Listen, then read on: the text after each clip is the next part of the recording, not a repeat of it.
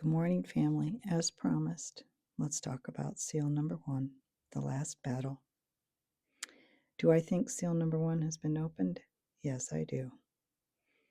Okay, but I don't think it's what people are thinking.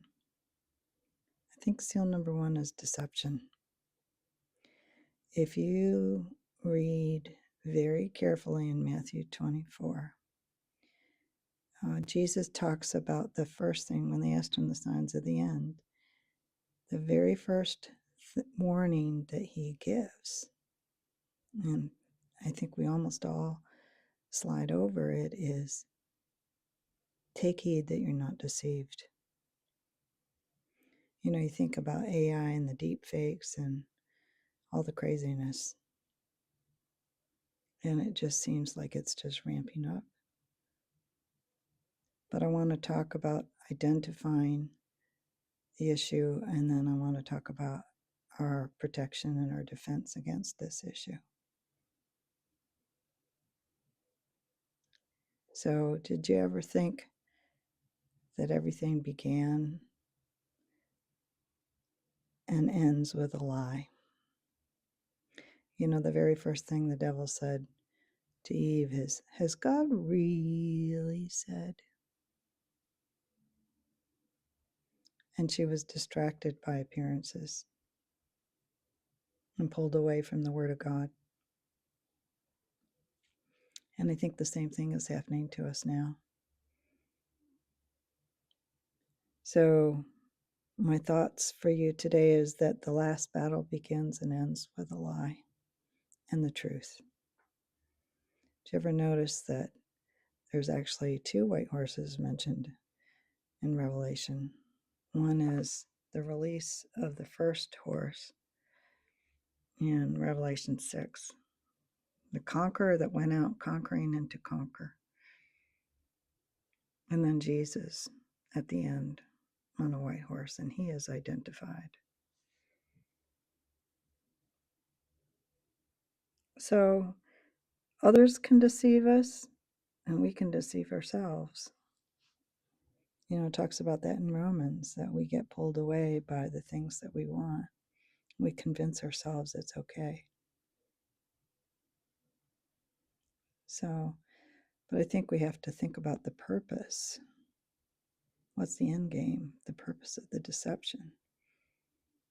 You know, the only thing that you really own is your will. It's yours. No one can make you. You have to surrender it. Okay? That's the only thing you really own is your will. And my thoughts is, you know, marketing and everything else is an attempt to shape your will. Fear. What's the defense? You know, we think about the purpose. Uh, Others trying to get you to do what they want you to do. They'll motivate you by fear or whatever, deceive you.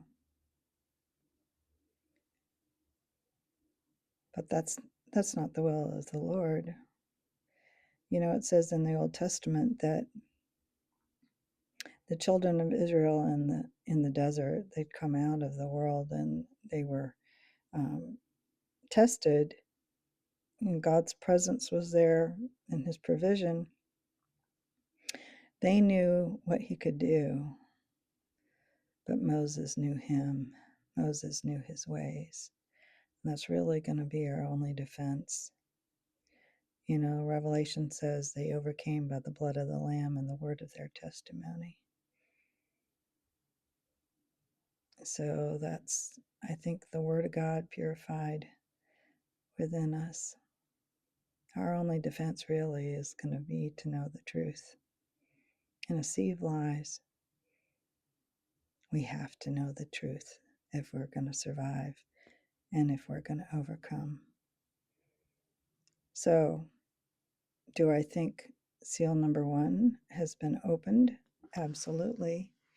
An interesting fact or thought is that God has done everything, his interventions in our lives have been usually in accordance with the Jewish calendar, like Passover is Easter, the festival of Pentecost and first harvest is when we had Pentecost.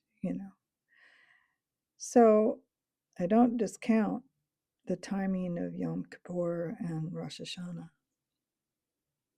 That's really important. But I think the seals come before the trumpets.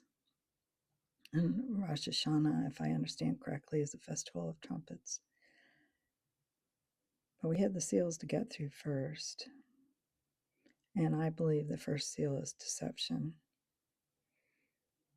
And the only protection against it is going to be that we absolutely have the truth rock solid on the inside of us so that we can identify the deep fakes.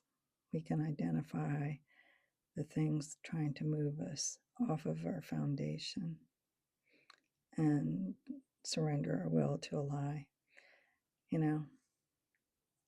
The scary thing is we can deceive ourselves. But the first preventive step, according to the book of Romans, is to be thankful. Thankful for the blessings that we have instead of being distracted by something more. So, I hope this encourages you, some seed thoughts for you as you dive in. We know the truth. The truth will make us free. The truth will keep us free. Have a fabulous day. All God's best.